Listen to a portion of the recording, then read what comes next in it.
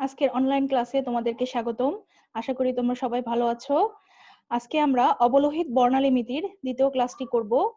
আর এই ক্লাসটি তোমরা যদি মনোযোগ সহকারে শোনো তাহলে এখান থেকে যা জানতে পারবা তা হচ্ছে normal mode, harmonic and anharmonic mode of vibration, potential energy diagram of harmonic and anharmonic vibration. চলো তাহলে আমরা ক্লাসটি শুরু করি। প্রথমেই হারমোনিক কম্পন বা হারমোনিক ভাইব্রেশন নিয়ে আমরা আলোচনা করি। তো হারমোনিক কম্পন এটা জন্য আমরা সরল হারমোনিক দোলকের যে কম্পন, এটা তোমরা ছোট ক্লাসে মূলত ফিজিক্সে পড়ে এসেছো। সেটা বলতে আসলে কি বুঝি সেটা আমরা দেখব। যে দোলক কোনো মধ্যবিন্দুর দুই দিকে এক রেখায় দোলে এবং যার ত্বরণ মধ্যবিন্দু থেকে দূরত্বের সমানুপাতিক তাকে সরল হারমোনিক দোলক বলে। একটা কথা সবসময় মনে রাখবা, আমরা আমাদের প্রথম যে ক্লাস সেখানে আমরা দেখিয়েছি যে অণুর আণবিক কম্পন। আর তোমরা এখানে কিন্তু কখনোই দোলক হিসেবে চিন্তা করবা না। এখানে দোলক মানে কিন্তু সেটা আমরা কোনো ভর যদি যুক্ত থাকে সেটাকে আমরা সবসময় মনে করব যে এটা হচ্ছে একটা অণু, এবং সেই অণু হিসেবে এবং তার বন্ধন হিসেবে কিন্তু আমরা এগুলো বিবেচনা করব। তো আমরা দেখি যে এই দোলককে যদি আমরা একটা দ্বিপরমাণুক অণুর সঙ্গে কল্পনা করি তাহলে সেই দ্বিপরমাণুক অণুর ক্ষেত্রে কম্পন বা দোলন যদি হুকের সূত্র মেনে চলে তবেই তাকে হারমোনিক কম্পন বলে। হুকের সূত্র কি আমরা একটু পরে দেখব। তো সরল দোলকের একটা ছবি দেখো, অ্যানিমেটেড ছবি। সরল দোলক এই যে দুই দিকে সমানভাবে দুলছে। আর সরল দোলকের ক্ষেত্রে আমাদের যে ধরনের তরঙ্গ উৎপন্ন হয় সেই ধরনের তরঙ্গকে আমরা বলি হচ্ছে অনুপ্রস্থ, লঙ্গিচুডিনাল। আর এই যে স্প্রিং এর ক্ষেত্রে যে ধরনের তরঙ্গ সেটা হচ্ছে অনুদৈর্ঘ্য বা ট্রান্সভার্স। তোমরা এগুলো ছোট ক্লাসে শিখেছো, আশা করি মনে আছে।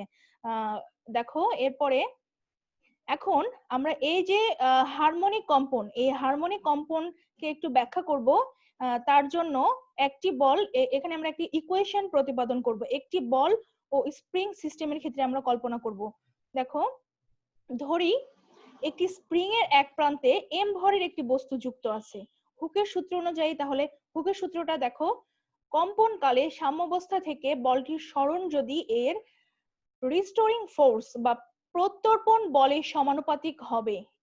এইটাই হচ্ছে হুকের সূত্র। এক কথায় সরণ প্রপোর্শনাল টু বল। দেখো এফ প্রপোর্শনাল টু এক্স, তাহলে প্রপোর্শনাল চিহ্ন উঠে গেলে F equal to minus K X. আর এখানে এফ হচ্ছে স্প্রিং এর যে বল ফোর্স আর কি, এক্স হচ্ছে সরণ ডিসপ্লেসমেন্ট, কে হচ্ছে একটি ধ্রুবক যেটাকে আমরা বলছি স্প্রিং এর বল ধ্রুবক। এখন দেখো ছবিটা খেয়াল করে দেখো, এই হচ্ছে আমরা একটা স্প্রিং কল্পনা করেছি এবং এখানে এম ভরের বস্তু।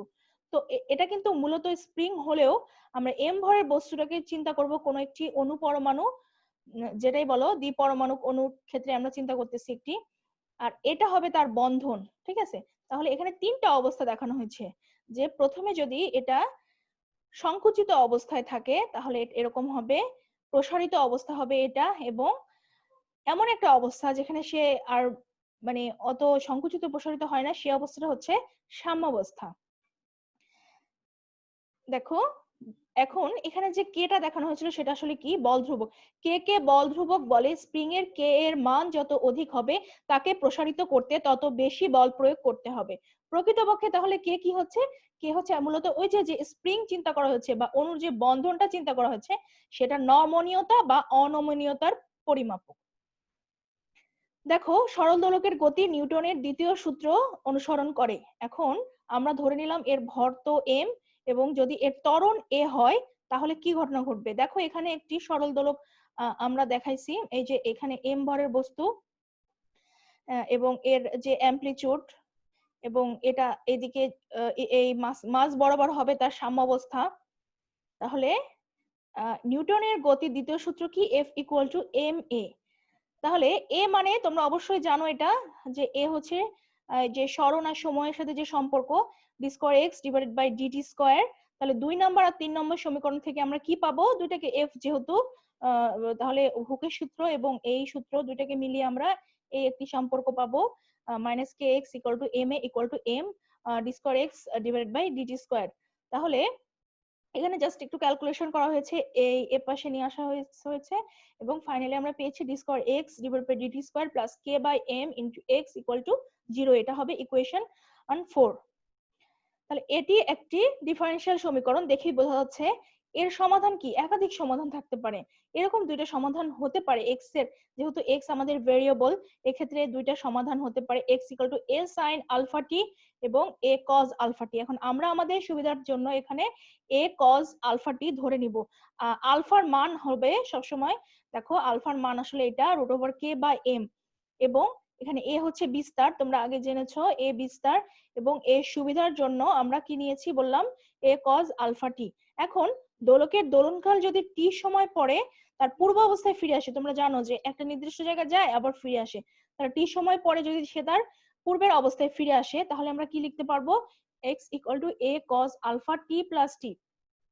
এখন এই শর্ত পূরণ হবে যদি আলফার ভ্যালুটা দেখো এটা হয়, দেন আমরা কি করতে পারি, আলফার এই 2 পাই বাই টি হবে, তাহলে আলফা টি ইকুয়াল টু 2 পাই হলে আলফা এটা হবে।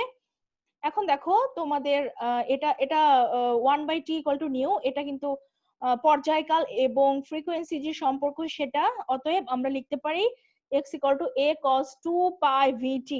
এবং আবার তোমরা দেখেছো আলফার মান হচ্ছে root over k by m, তাহলে এখান থেকে আমরা নিউ এর মান পাবো হচ্ছে 1 divided by 2 pi root over k by m। আর এটাই হচ্ছে ফ্রিকোয়েন্সি নিউ এর সঙ্গে স্প্রিং এর বল ধ্রুবকের সম্পর্ক। আচ্ছা, এখন আমরা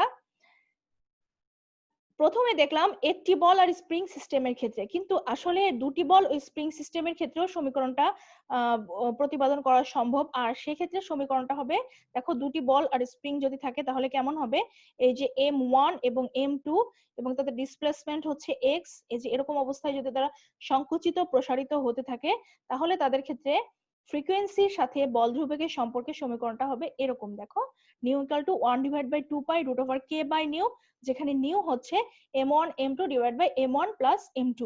তো এটা একটু তোমরা একটু পড়ে নিও, আশা করি তোমরা এই যে এখানে হারমোনিক যে কম্পন তার ফ্রিকোয়েন্সি যে সমীকরণ সেটা বুঝতে পেরেছো।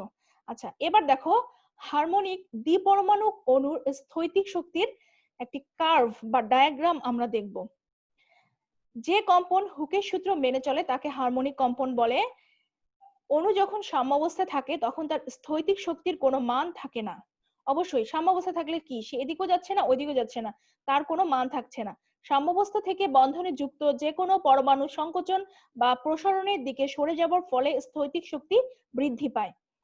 অণুটি হুকের সূত্র অনুযায়ী যদি কম্পিত হয় তাহলে স্থৈতিক শক্তির বৃদ্ধিটা কেমন হবে? পরাবৃত্তের মতো হবে। আবার বলতেছি, অণু কিন্তু বিভিন্ন ভাবে, তোমরা অণুর যে কম্পন সেটার কিন্তু পূর্বের ক্লাসে দেখেছো, এটা কিন্তু বিভিন্ন ভাবে হতে পারে।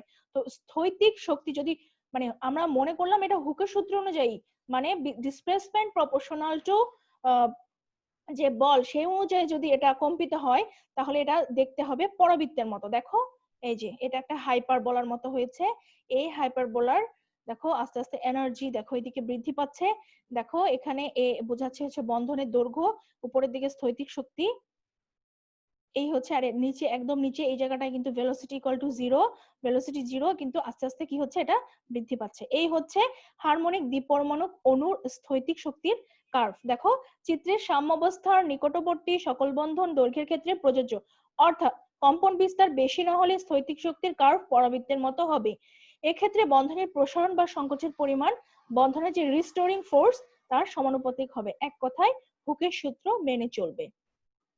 আচ্ছা, এবার আমরা দেখব অহারমোনিক বা অ্যানহারমোনিক অণুর স্থৈতিক শক্তির কার্ভটা কেমন। দেখো এখানে আমি একটু দেখানোর চেষ্টা করেছি। অ্যানহারমোনিক বলা হয়েছে যারা হুকের সূত্র মেনে চলবে না।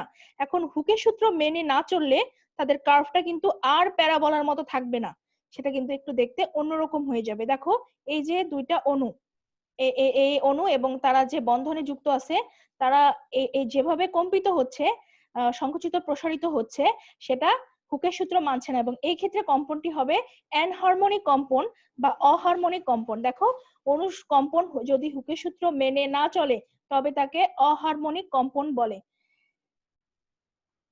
দেখো পূর্বের চিত্রে আমরা দ্বিপারমাণবিক অণুকে হারমোনিক দোলক হিসেবে চিন্তা করলে আসলে দ্বিপারমাণবিক অণু একদম কমপ্লিটলি হুকের সূত্র কখনোই মেনে চলে না।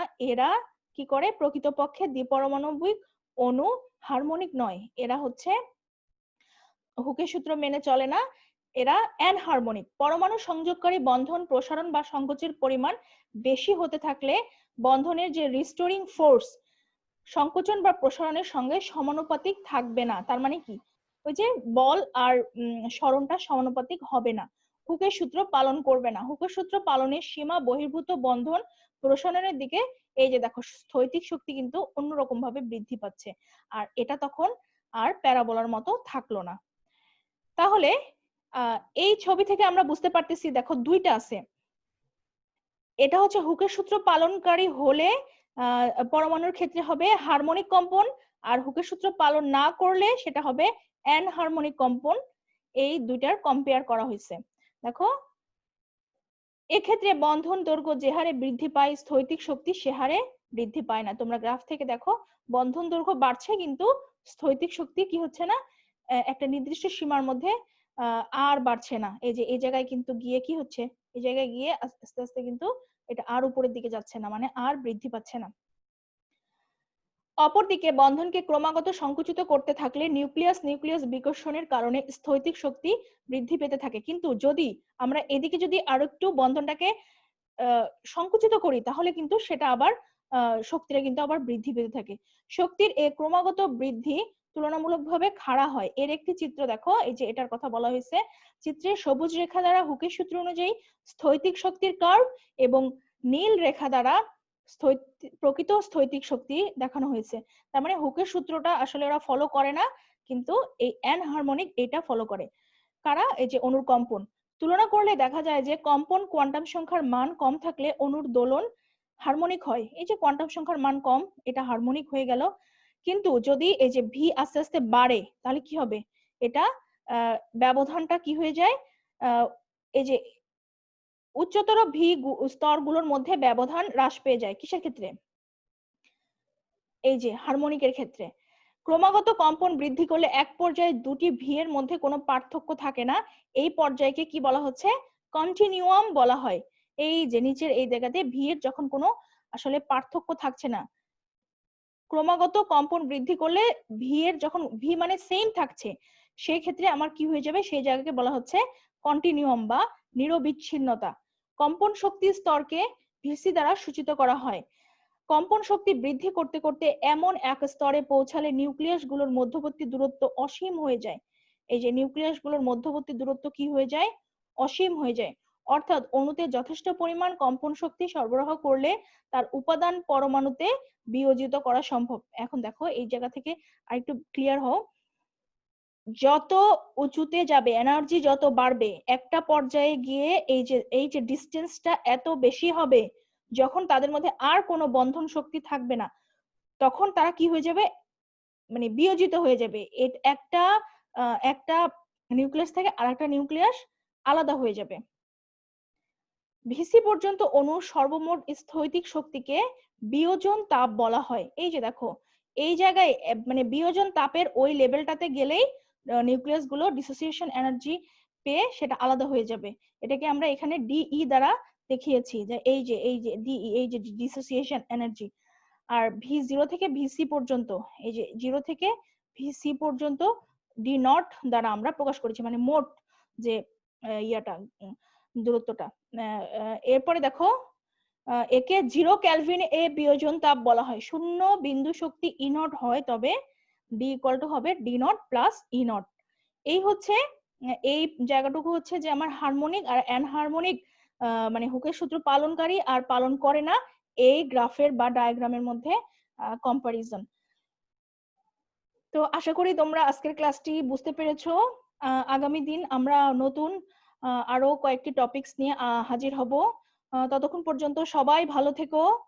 ধন্যবাদ সবাইকে।